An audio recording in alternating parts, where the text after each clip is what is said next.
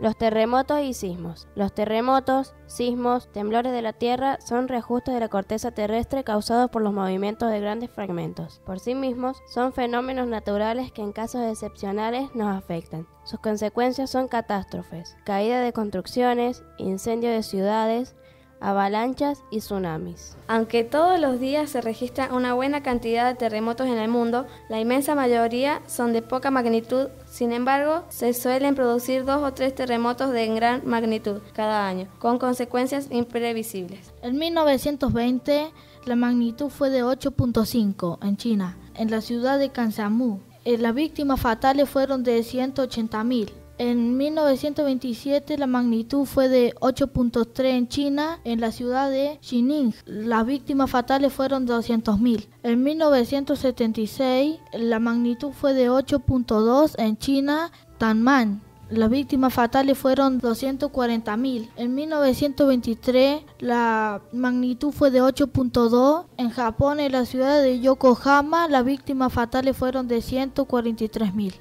Las placas de la corteza terrestre están sometidas a tensiones. En la zona de roce falla.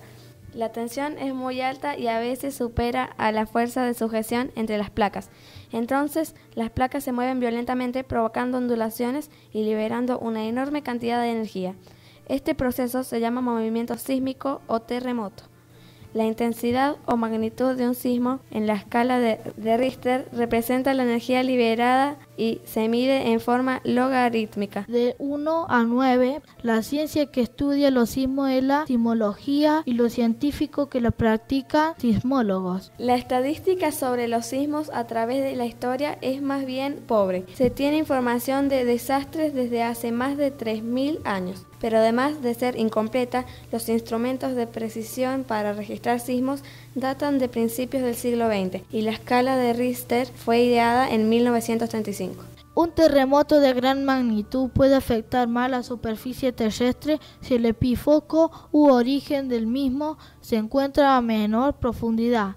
La destrucción de ciudades no depende únicamente de la magnitud de fenómenos, sino también de la distancia que se encuentra del mismo, de la constitución geológica del subsuelo y otros factores, entre los cuales hay que destacar las técnicas de construcción empleadas. Los intentos de predecir cuándo y dónde se producirán los terremotos han tenido cierto éxito en los últimos años. En la actualidad, China, Japón, Rusia y Estados Unidos son los países que apoyan más estas investigaciones. En 1975, sismólogos chinos predijeron el sismo de magnitud 7,3 de Haicheng y lograron evacuar a 90.000 residentes solo 2 días antes de que se destruyera el 90% de los edificios de la ciudad. Una de las pistas que llevaron a esta predicción fue una serie de temblores de baja intensidad llamados sacudidas precursoras, que empezaron a notarse 5 años antes.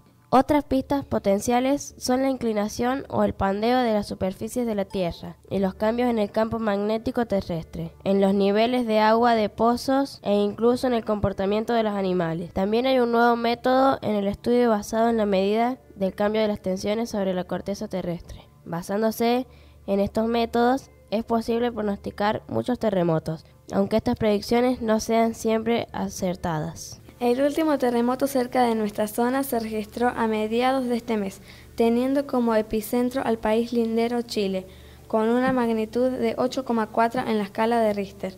Este terremoto registró pocas víctimas fatales. Este fuerte movimiento sísmico lo pudimos sentir en nuestra provincia, como un sismo que duró apenas unos minutos, pero nos asustó bastante, ya que en nuestra provincia no se han registrado grandes movimientos de las placas tectónicas a lo largo de la historia.